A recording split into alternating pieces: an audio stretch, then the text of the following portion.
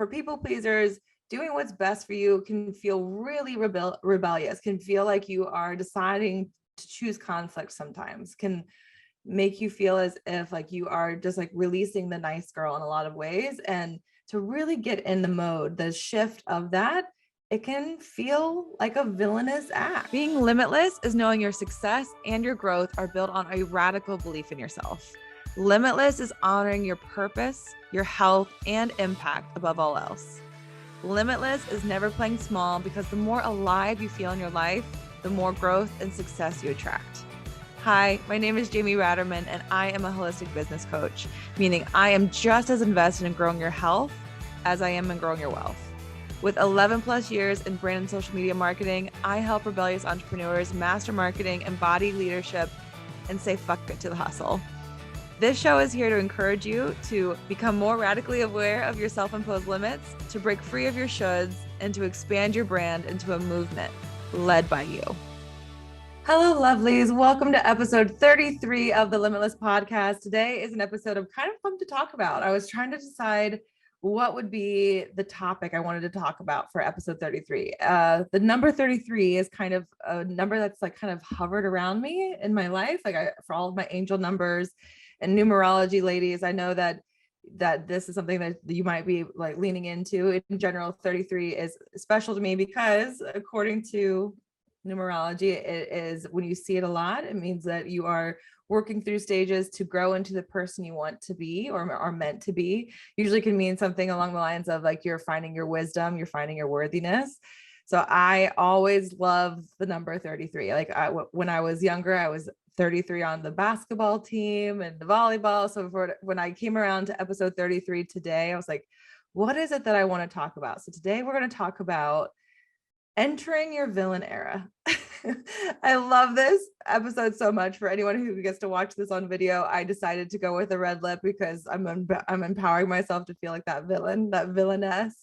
But really what's funny about it is that while it's going to sound harsh or drastic, it's actually really about how sometimes for all of us who may have been people pleasers, perfectionists, how we might need to kind of morph into a villain version of ourselves to start to stick up for ourselves. I'll talk a lot more about it, but a part of this is really knowing that sometimes when it comes to running your own business, deciding to run the life or lead the life that you want to, it takes a little bit of it takes a little bit of identity shifting. It takes a little bit of energy shifting.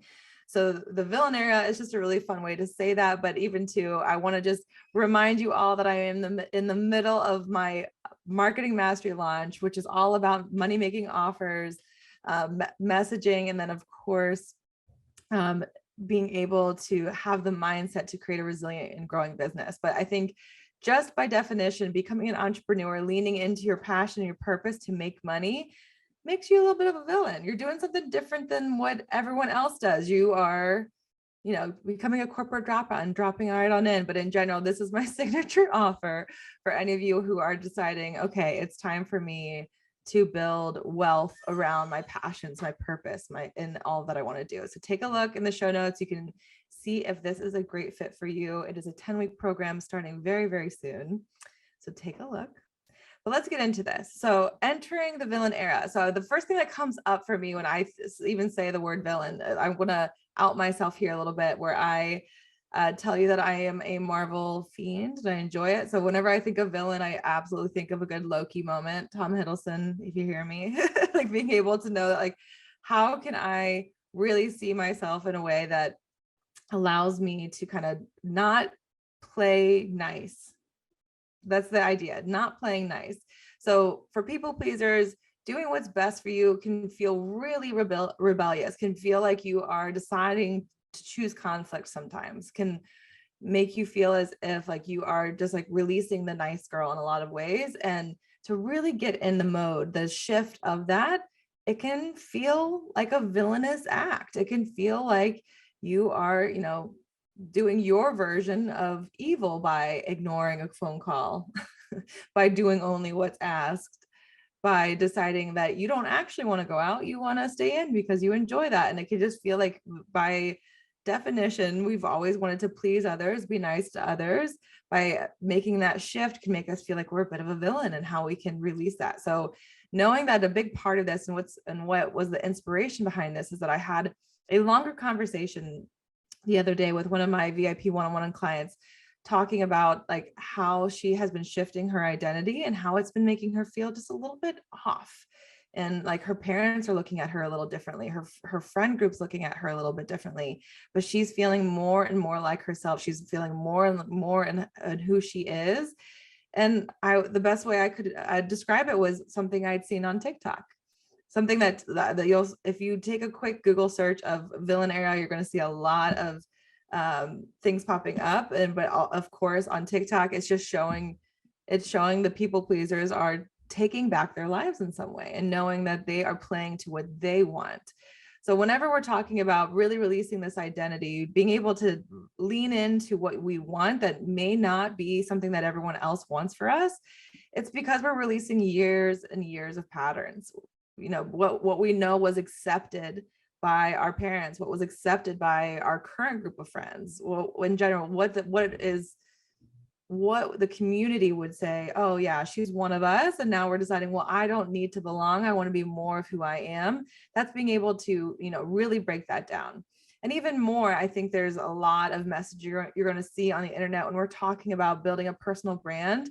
And you'll hear this, people saying, be more of who you are. You've heard me even say, because it's really hard to describe because each of us are a little bit different. But what it really means is for many of us, we have lived our lives within the limits. We've lived our life between the lines. So knowing that whenever I am encouraging you to take on this alter ego of your villain self, it's being able to, decide that we aren't living our lives for others. We are deciding we're living good lives based off of our own standards, based off of what empowers us, inspires us, makes us feel whole. So without that, it can feel like we're trapped. It can feel like something is just missing. And then when someone decides to tell you, be more of who you are, it's like, what are you doing right now in this moment, or right now, this week, this month, that doesn't align with like who you want to become, who you are, and even the type of leader you want to be. So a big part of this is knowing that we enjoy our lives. Doesn't mean that by not being this villain alter ego that you're not enjoying where you're at. It's just knowing that right now is where we want you to let your inner voice be a little bit louder. We continuously like quiet that inner voice saying like, well, I would rather do that, but I guess we'll do this. I guess we'll do what all of my friends want to do. Or I would rather be a little bit bolder, but you know what? I'm not going to create any ripples or any waves. So I want to stay the same. That is what that inner voice, like listening more into that inner voice, that inner child, we'll get into that a little bit, to be able to kind of walk away from what's accepted or what might be considered quote unquote safe, and be able to really decide where we're headed. So by definition, let's just break it down. By definition, entering your villain era is about letting the weight of your desires and needs be much more important than the opinions of others around you. The villain era isn't this dark or ominous idea. It is sincerely referring to just a shift in your own priorities.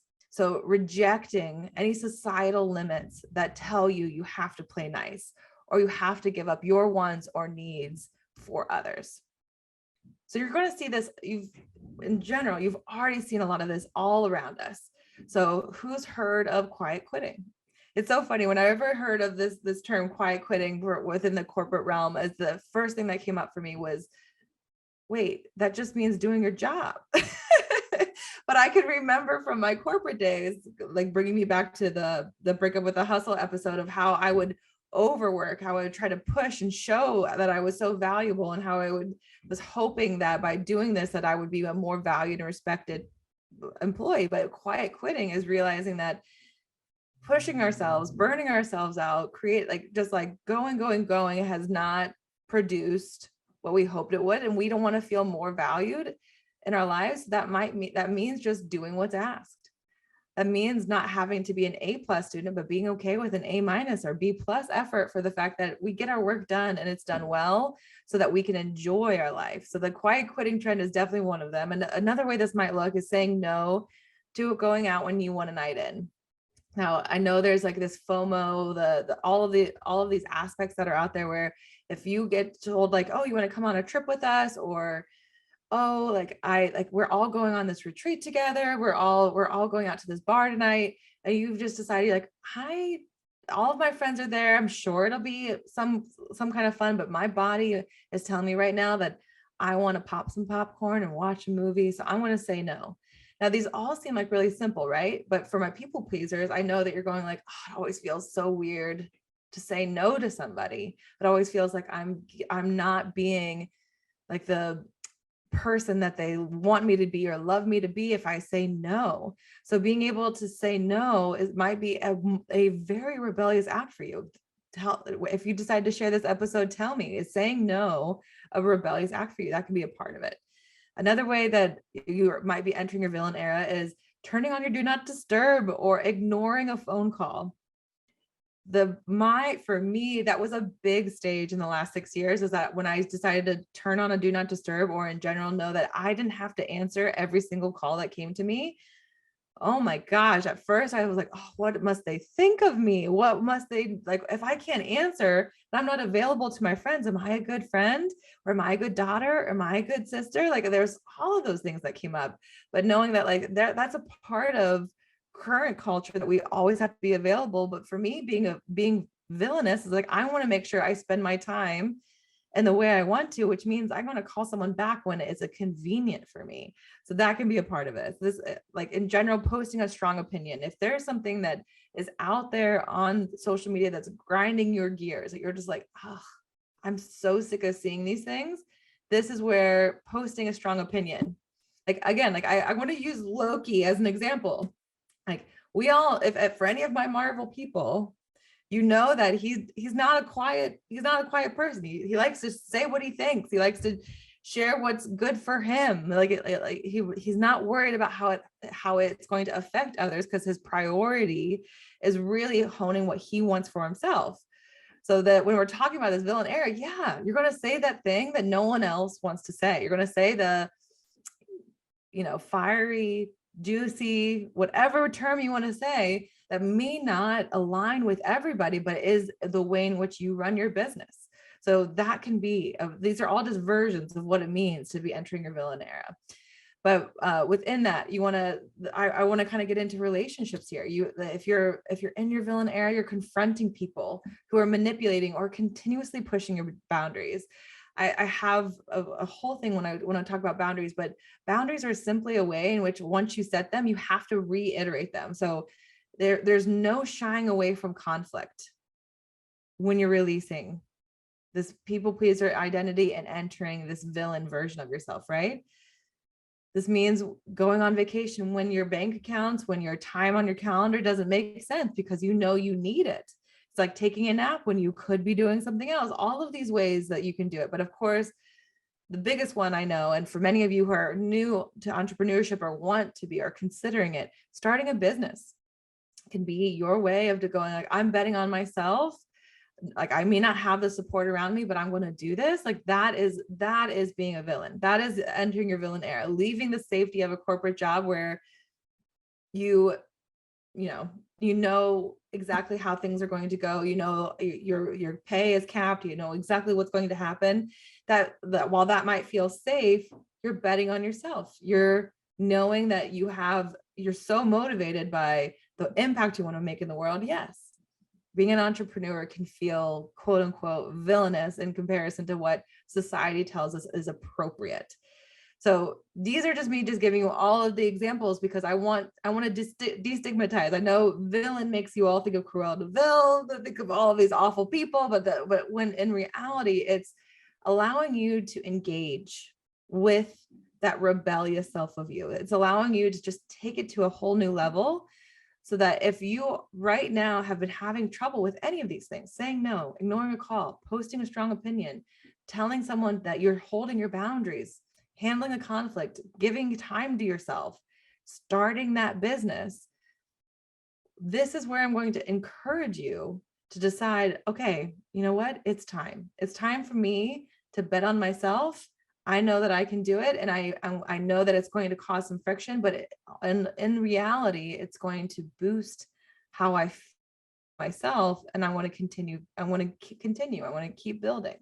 So that is what essentially is being a villain. Now go through all the TikTok trends to get all motivated, because there's some really like, sultry, like some sexy, some just like ways of going, like entering your villain era and what it means to each person. And I really want to encourage you to do that.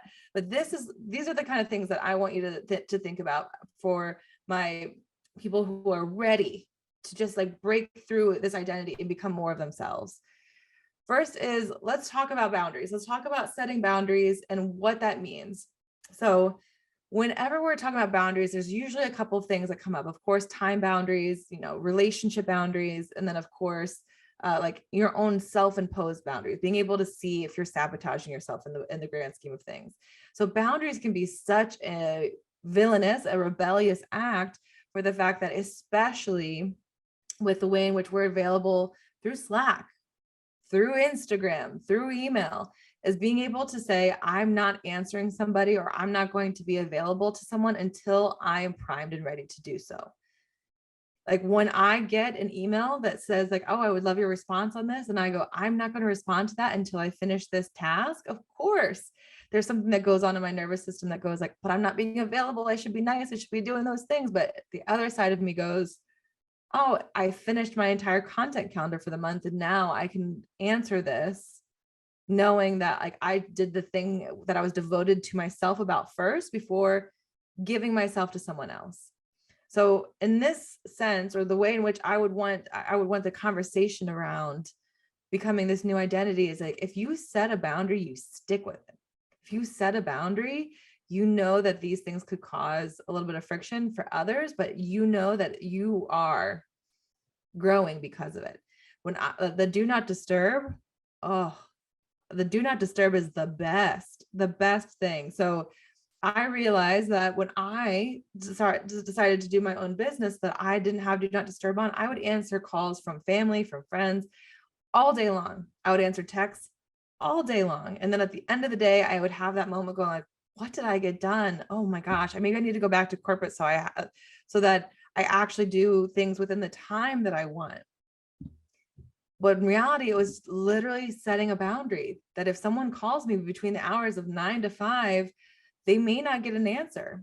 They might like, I've even had to like train some people. I'm like, you text me and I'll let you know if I'm available, because I'm running a business. I couldn't answer calls all day long if I was in an office setting, if I was in my cubicle in corporate life. So being able to set a simple boundary like the do not disturb is huge.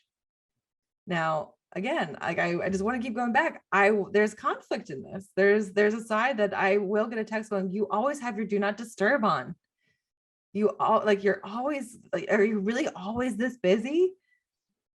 And I go like, well, even if I'm not, I don't have to be available to be valuable.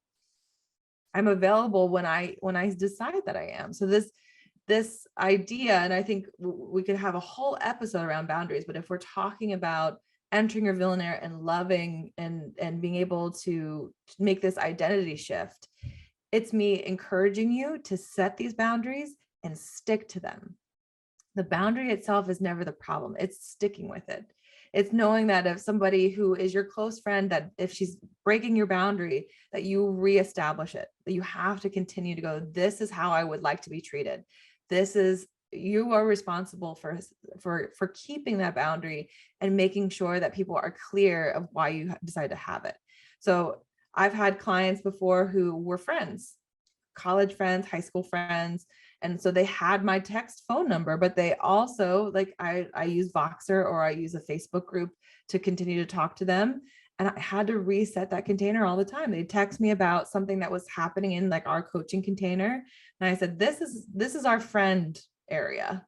If you want that, go ahead and go over to Voxer and leave it there, and I'll get to it when I can. So like being able to know that like a part of this is reclaiming over and over again, that you have a boundary and why you stick with it, even if conflict comes up along the way. A second thing when it comes to releasing that people pleaser identity is, letting your opinion be the loudest. Making sure that when letting your opinion be the loudest, honestly just means that you trust yourself more than you trust the people around you, more than you trust the random person that leaves a comment on your Instagram post, the random person who decides to unsubscribe from you.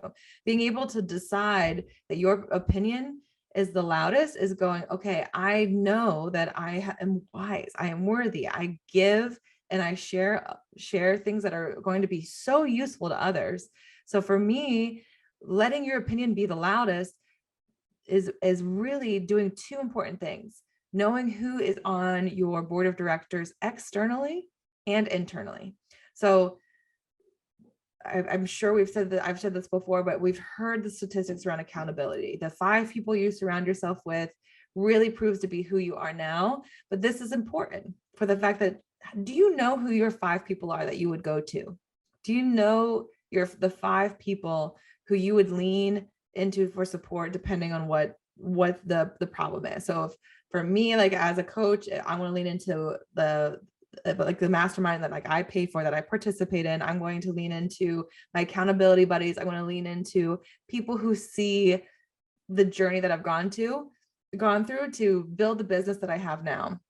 And a part of that is the fact that in this moment, I can't go to people who've never been an entrepreneur before.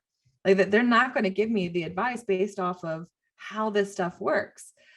Like for instance, my brother is a fantastic salesman, but if I go to him about talking about selling coaching programs, it's something he's never done before. So being able to know whose opinion holds the most weight is an important part of it, is that they're in your arena. They're in your arena, but still you're allowed to get advice from me and still to go, you know what? I'm still going to do it my way. I want to do it my way, and letting your opinion always be the loudest. It gets rid of uncertainty. It gets rid of worrying about if you did it the other way. It helps you just simply be decisive. But within that, if we know we have our external board of directors, our internal board of directors is just as important. So this is a favorite thing of mine when we talk a lot about this in Marketing Mastery, but also within my mastermind, about who is allowed to tell you or critique you internally. Who is a part of that, right? So right now, I guarantee you have an inner critic. Everyone says they do. Everyone knows that there's an inner critic that tells them what they should be doing, or they could have done it better, or they should be more productive. That inner critic loves to tell you what it is. I encourage you to name them so you can tell them to shut up all the time. It's really helpful. But she can't be the only person on your board. How awful is that? What about having somebody who is the abundant version of you? What about somebody who's the wise version of you? So leaning into the fact that right now, if your internal board of directors is just your inner critic telling you about your shortcomings, this is one really important way so that you can let your opinion be the loudest. So my board of directors, it was off of a fantastic meditation that I had found online, and it was being able to find your strong self, find your wise self, and find your goddess self. So your wise self is somebody who is years in the future and just knows how everything plays out. Your strong self is someone who's your protector, someone who keeps you safe and knows you're capable always. And then your goddess self is that spiritual version of you that believes in you all along the way. So I didn't realize this. It's all kind of falling in together perfectly, but the character Thor is one of my internal board of directors.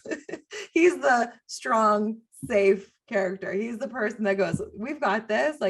I get look, you know what? Even if this doesn't work out, we'll do the next thing. We've got this. Like being able to say that I'm always safe. I create safety within it. But if I'm thinking about who's trying to tell Helen is my inner critic, who's trying to tell Helen that hey, back off, we're safe, we're okay. That's Thor.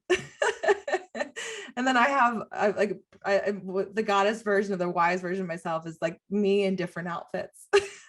That's how I see it. But the biggest thing is the more I've been able to develop this, the more I've been able to not only see that my inner critic is there for giving me some guidance, but also having these other louder voices. I know that I believe in myself. I know that I'm wise enough to get to where I need to go, and I know I'm always safe. So if you right now seek other people's opinions before you make decisions for everything or for a lot of things, or in general, if someone would ever tell you that you're not decisive, this is where you're entering your villain era. So one small way you can start to do this is declaring what you want and what you don't want. I think like whenever it's for some reason going out is the first thing that comes to mind. When someone's like, oh, where would you like to go tonight? Be like, I don't want to go out for sushi. That can be one of that small rebellious act, because you don't want that. You're not going to go along the lines of that. Or if someone says, I have to meet at let's meet at 5:00, and you go like, I need until 5:30. Like just knowing that, like, if you just continue to decide what's best for you, that your voice is like, oh, okay, she actually follows through for what she needs, and you're owning up to who you are and what your needs are. So letting your opinion be the loudest helps you become more decisive. Use the internal and external board of directors to get you there. The next thing branches off on that. The next thing branches off on allowing and understanding hater culture, understanding what might be preventing you from sharing the thing or sharing like your bold and brilliant self.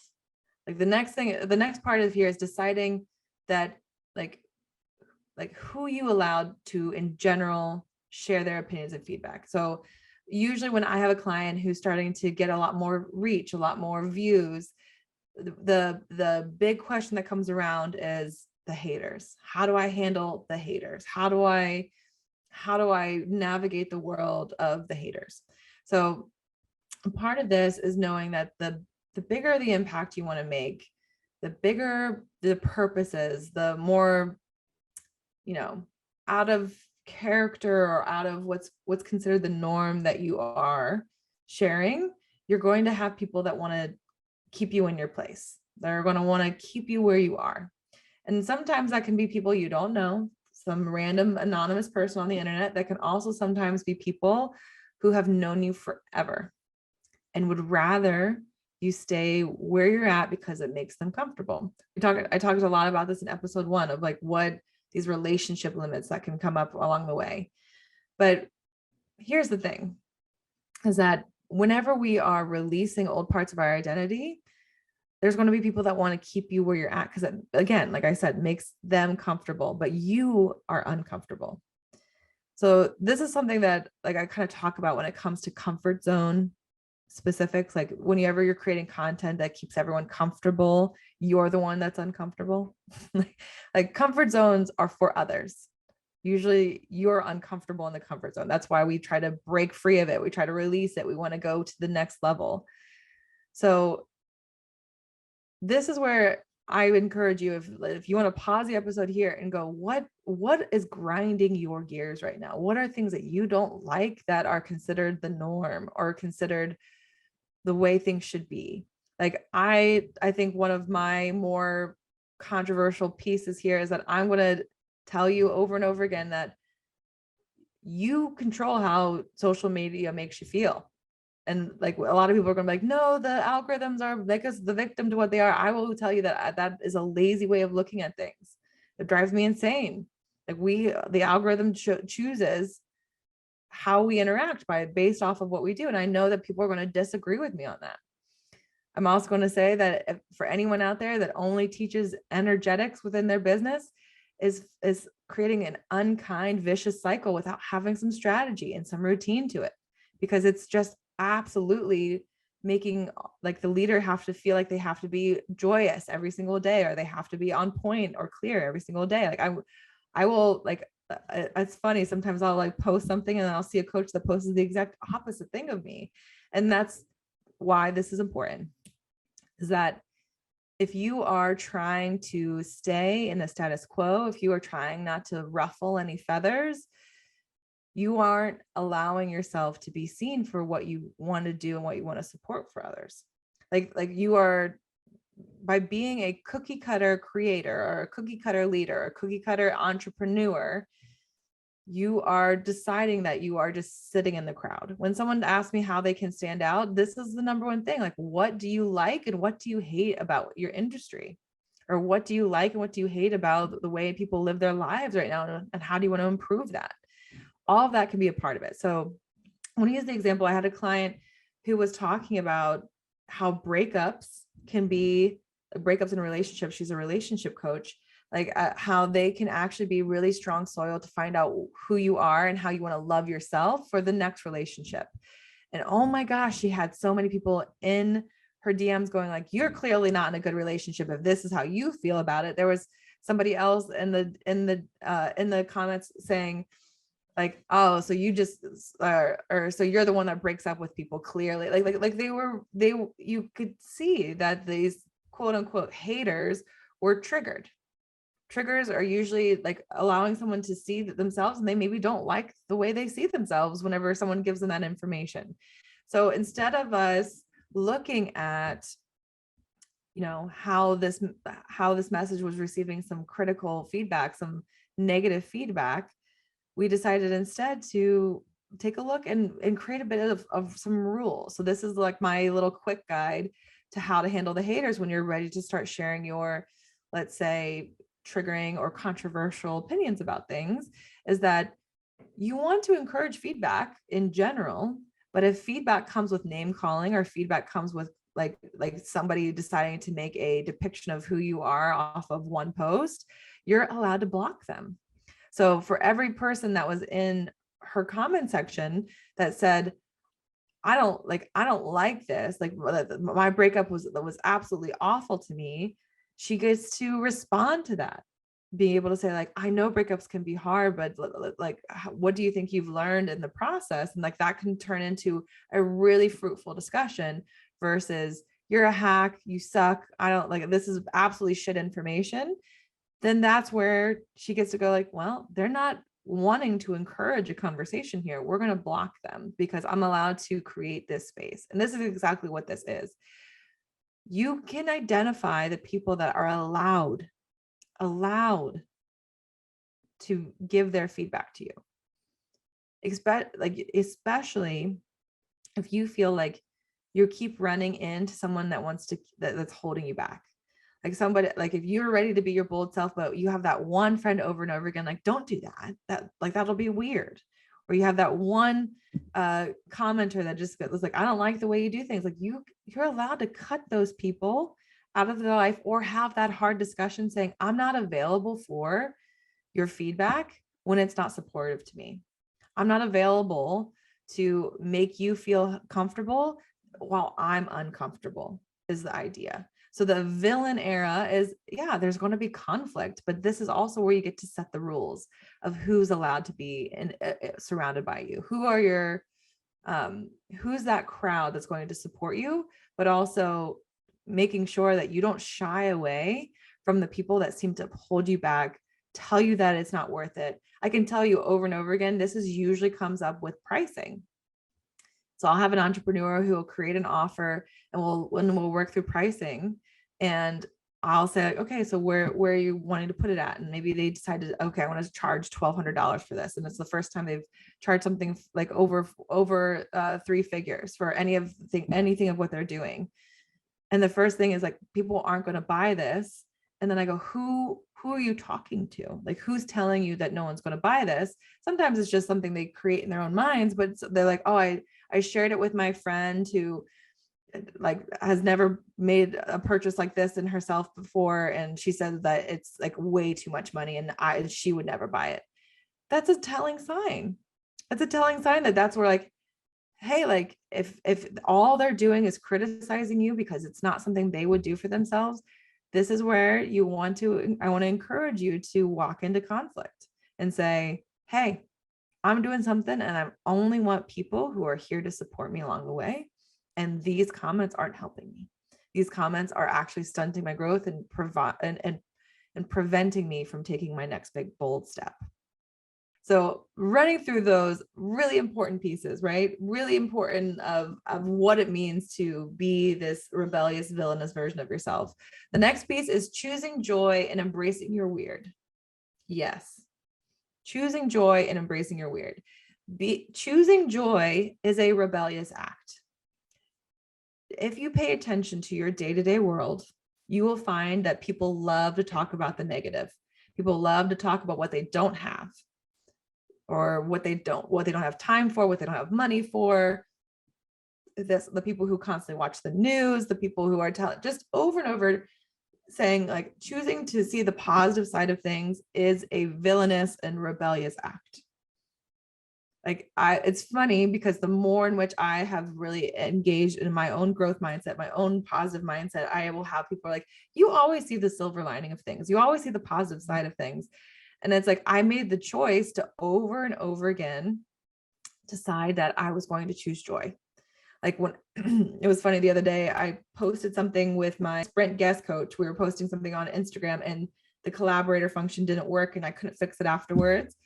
And instead of going like, oh, this technology, it sucks. Instead of going there, I decided instead to go just laugh, like, oh, technology is never going to work perfectly. And I did that by choice. I chose joy to know that, like, this isn't going to kill me. This isn't going to kill this post. It was just like, it didn't go as planned. So like, whenever I'm talking about choosing joy, I know that there's like, oh, like there's a collective eye roll, like, oh yeah, choose joy. But there's more negative conversations going on in the world than there are positive. So it is a rebellious act to be able to see the silver lining, the positive side of things. And within that, this is where you take a good moment, a good look at how you're not embracing how you want to enter into the world, how you want to, in general, be seen. Let me take this a step back. Like, being able to be seen in the world how you would like to be. So an easy way, or an easy example of this is like, are you wearing clothes, makeup, your hair in a way that keeps others comfortable, but you've been dying to try something new? You've been dying to try the lipstick. You've been dying to try this really crazy mermaid unicorn color coat that you love. Like, and being able to go like, okay, what makes me, like, how can I just fully embrace my quirks? How can I fully embrace what I love? And I don't have examples of people doing it around me, or I don't have examples of my friends doing it. Like, sometimes I like, this will be, for me, it's always clothes. I think it's that gets to be my first courageous piece, is that I will decide to wear something that I don't think my friends are wearing. I don't think that my like other people are wearing. Like, I got a pair of like Converse high tops that are all black, and I thought that was crazy because I know none of my friends had Converse at the time. Everyone was wearing heels and flats, and that allowed me just to be like, okay, I'm going to do this. My red lipstick colors, like, I never wore that. I never wore this 6 years ago. Like, even like a deep bold lip was like, it was an absolute rebellious act. And I can tell you, even now when I go home to Ohio, like, I might be the only one wearing a deep red lip from time to time, but that allows me to just like be like, I'm embracing my weird. I'm embracing what's normal for me. Now, weird gets to be defined in different ways. Like, somebody who is always living loud may tell me like, those two examples aren't that weird, but someone who has always stayed in the lines may go like, that's really crazy. Why are you doing that? So really what this is, and I love this one in particular, that this like key to being more of your villain here is that, like, take these little rebellious steps of what makes you just feel more alive. Like, there's going to be the initial, oh no, like, what are people going to think? Or, oh no, I'm going to stand out. Or, oh no, this is really out of character for me. But then you do it again, or someone gives you one compliment, or like it turns out that no one really cares. And then you do it again and again. And it allows you just to enjoy the growth that being more of yourself can create in the world. This last one is a really important one. And at the time of this recording, it actually is Mental Health Awareness Day, which I think is really important here, is that a part of this villain era, part of releasing a people pleaser, a part of really trying to not worry about this perfectionism is to heal your relationship with your inner child. Now, we've heard this. I'm sure you've heard this before if you've been thinking about what it means to heal and what it means to show up the way you want to. But healing your relationship with your inner child is finding. I'll get a little bit vulnerable here. Is like being able to find out who you were as a kid and when you may have abandoned her, when you may have abandoned that version of yourself. So I can tell you that when I was I was called a little shit when I was from ages 2 to 5. I was mischievous for sure. I would be getting into my step grandpa's candy by like putting a chair on a book and getting to the top shelf. I was somebody who like, I would absolutely say that I would get my hands into the wrong things. Right. And that's a part of me. I'm always curious. That's a part of what it is. But, because of what like school and because of different parts of what's considered normal as a growing kid, I was told not to do that, or I wasn't allowed to do that, or to get out of there. Like those things that like you're causing a scene. Right. And I know that, and I can remember those moments where I decided to tamp down that mischievous, rebellious side of me and decide, okay, to be a good girl or to be somebody that is appreciated, I must not create a ripple. I think like really like ripple effect, creating like ruffling some feathers is something that I shy away from. It's something I'm always like pushing myself like, we're going to allow ourselves to ruffle some feathers. But I did that when I was a kid. I ruffled feathers all the time. I loved it. I chose joy. That's for sure. So whenever we're talking about like healing this relationship with our inner child, it's also abandoning some bullshit about what it means to be a good adult. Like I vehemently believe that the older we get, the more fun we should be having. The older we get, like we don't have to just become statues of what it means to be professional and adults, like wiser with age. I don't like this stuff. And so like for me, like I even I had a client who recently had her birthday, and she was like, I don't want to feel like I'm getting old. I'm turning 30, but I don't want it to feel like I'm getting old. I'm like, I don't ever say I'm getting old. I say I'm getting wiser and fun, or I'm getting a little bit wiser, a little sexier. That's usually what I say. I'm like, happy birthday. I can't wait for your next year of getting wiser and sexier. It doesn't mean that it has to be I'm old. Oh no, my gosh. Or even to the comparison to millennials and Gen X. I'm like, or Gen X. Ooh, look at that. The comparison of millennials versus Gen Z. Like, I will, to the end of the day, want to always be this lifelong student. I don't want to allow myself just to be like, okay, to be accepted, to be considered a good adult, I must act like my teachers or professors or the people that I had in my past. For me, my version of what it means to heal your inner child and be able to do things that bring you more joy is to do the things you loved to do as a kid. For me, that experiment recently was to go on the swings. Like I said it out loud to a mentor of mine. I'm like, I think I'm gonna try to find some swings. I used to like love to swing when I was a kid, and like I would never give up the swing because I like for the kids that were waiting in line. Like I wanted to do it, and she's like, okay, well, go ahead and go find some swings. Like let's do it. And I thought to myself like, oh, I don't think there's any swings around here. I've never seen any swings in my general vicinity.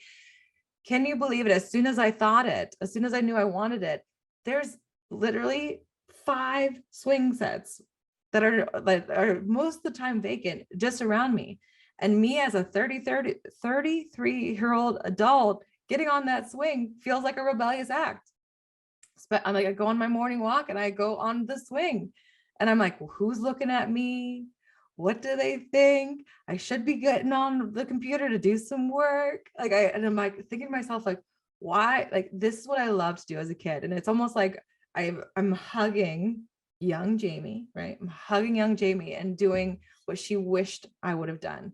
So it's usually when your inner child is usually telling you what you really want. And by doing that thing can be your version of starting to heal her. You understanding what created to where you're at right now could be a big deal. But I always have this kind of like vision in my head when someone talks about healing your inner child or healing your inner teenager for that matter, is you showing the love to yourself that you wished you had as a kid. And in this way, it can be something as simple as getting on the swings. It can be something as simple as doing something for yourself that doesn't make sense to others. It can be also talking to somebody about like what you didn't like about the way they kind of treated you in that way. So this is where this last one gets to be a lot of fun. Instead of making this into this whole, like, I've got to heal my inner child, like be able to go like, what would my inner child like to do right now? What would I have loved to have done at this time of day when I was 3 years old? And how can I do that again? Like allowing that to be just a simple way to get rebellious of what you're supposed to be doing versus what you actually desire and actually want to do. So for me, being a villain, entering your villain era, it means setting boundaries. It means letting your opinion be the loudest and allowing you to become that decisive leader that you already are. It's about deciding who you allow to share opinions and feedback around you. It's about choosing joy and embracing your weird, and I swear it is a rebellious act in the way in which the world is. So choosing that joy. And of course, really reconnecting with what you loved as a kid and doing it every day in your adult life. I think that's a big part of it. So all of those 5 ways are how you can become a little more villainous, right? You get to be more of a villain. One important caveat, and I've talked about this a little bit in my own life, is one important caveat here is that by doing this, you're going to find that when you make these identity shifts, that it could cause grief. It can cause grief of you realizing that like the person that brought you to where you are now, like you wish she could have felt the joy that you're feeling, or you wish that she could have felt as strong as you do now. So I want to make it really clear that even for me, like releasing the overly masculine hustle version of myself, I had a full like feeling of grief when I decided that I wanted more rest, or I decided that like I definitely knew my value instead of having to be it around productivity numbers. And I had like that moment of just like, why am I feeling weird emotionally right now? Like I should be feeling joyous and happy because I'm making these decisions for myself. But there was a sense of grief of I'm no longer that person. And I'm going to miss that person because I know how it feels. But I'm deciding that like to show her or to honor myself, like I want to keep going. And there's even like a resentment piece, like you just wish you always could be this rebellious, villainous version of yourself. I'm like enjoying rebellious and I think I'm going to take on like the villain, but the point here is you may wish you had lived your life this way once you start to do it. You may realize that this is lighter, this feels good, that when your opinion is the one that most matters. And the biggest key I want to make sure I really get across is that we are all growing human beings. So if you feel like you are in the process of really honoring yourself and becoming and entering your own villain era, try not to resent your previous version of yourself. Know that you made the best decisions for yourself in those moments. We all make the best decisions of what material or education or logic we have. So that person allowed you to get to where you are. You're changing your identity. Understanding you cannot grow without the decisions of your past self. But this is where, and this is why I love this TikTok trend, is that once you decide that you are entering your villain era, you're deciding that you get to see the limitless version of yourself because you're going to feel it. Your nervous system is going to know that you're showing up. Your trust is going to go through the roof. So know that wherever you're at in this process, is that your past self got you to where you are, and we all deserve to be a little more villainous. So let me know after today if you're deciding that you want to enter your villain era, or you want to do a small act of rebelliousness, whatever feels correct to you. DM me, tell me what you thought of this episode. I'm so excited that I decided to choose this topic for episode 33, because I can't wait to see a few more villains in my feed, because I know that you will deserve every bit of care you show yourselves.